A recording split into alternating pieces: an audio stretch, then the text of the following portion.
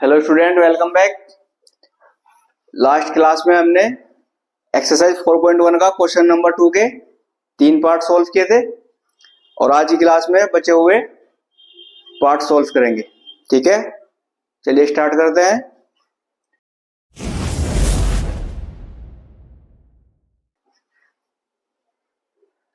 Question तो हमारा वही है सेम, और इसका फोर्थ पार्ट है x बराबर 3y।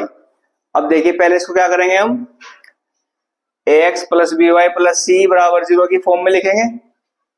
चलिए, x ये 3y उठा के चले जाएंगे, यहां प्लस का यहां क्या हो जाएगा माइनस का 3y और बराबर बच गया 0। क्लियर। अब देखिए यहाँ पे a का मान क्या होगा हमारा, जो कि x की गुना में है और वहां पे कुछ नहीं है तो प्लस का 1 है, प्लस का है x तो प्लस का 1 ले लेंगे a का मान। ठीक है। और b का मान आएगा हमारा जो y की गुना में है, y गुना में क्या है माइनस का 3, तो b का मान आ गया माइनस का 3। और c का मान क्या लेंगे, यहाँ पे अचर पद नहीं दिया हुआ है तो c का मान 0 मान लेंगे। क्लियर। ये हो गया हमारे आंसर a, b और c के मान। ठीक है। अब देखते हैं 5 पार्ट भी। पहले सबको ax plus B Y plus C बराबर 0 की फॉर्म में लिखेंगे, तो ये हो जाएगा हमारा 2x। 5y देखिए माइनस का है, यहां पर आएगा तो प्लस का 5y और बराबर में 0। ठीक है।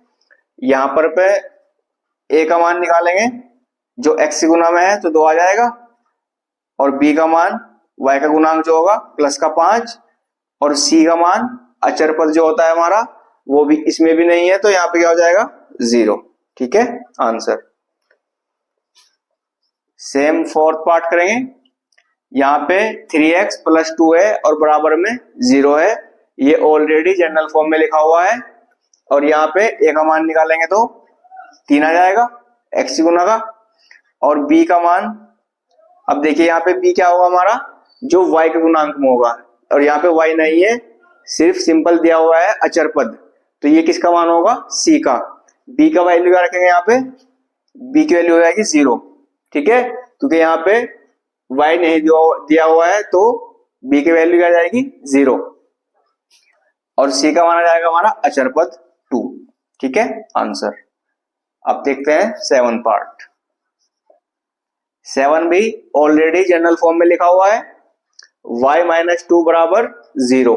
यहाँ पे y है लेकिन इसमें इस बार x नहीं है। ठीक है, तो x क्या होगा हमारा, सॉरी a का मान क्या होगा हमारा 0, क्योंकि x नहीं दिया हुआ है। और b का मान क्या होगा हमारा, जो y के गुणांक में होगा, कुछ नहीं होगा तो प्लस का 1 है, क्योंकि y प्लस का है तो प्लस का 1। ठीक है। और c हमारा क्या होगा माइनस का 2, क्योंकि ये अचर पद है। क्लियर, आंसर हो गया। लास्ट पार्ट देखते हैं इसका, 5 बराबर 2x। ठीक है, 5 बराबर 2x। पहले इसको भी जनरल फॉर्म में कन्वर्ट करेंगे तो हो जाएगा, इस बार क्या करेंगे, हम इस 5 को उठा के ले जाएंगे 2x के पास, 2x यहीं पर रख दिया, 5 इधर गया तो क्या हो गया माइनस का 5 तो बराबर 0। ठीक है, ठीक है, 2x माइनस 5 बराबर 0 आ गया, जनरल फॉर्म हो गया।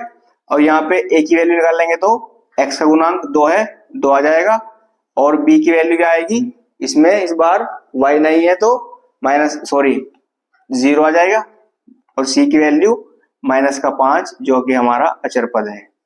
ठीक है, आंसर। आई होप कि आपको अच्छे समझ में आ गया होगा। क्वेश्चन नंबर 2 के 8 पार्ट थे, हमने 8 के 8 सोल्व कर लिए। ठीक है, आप अच्छे से प्रैक्टिस कीजिए। मिलते हैं नेक्स्ट क्लास में एक्सरसाइज 4.2 के साथ। Thank you.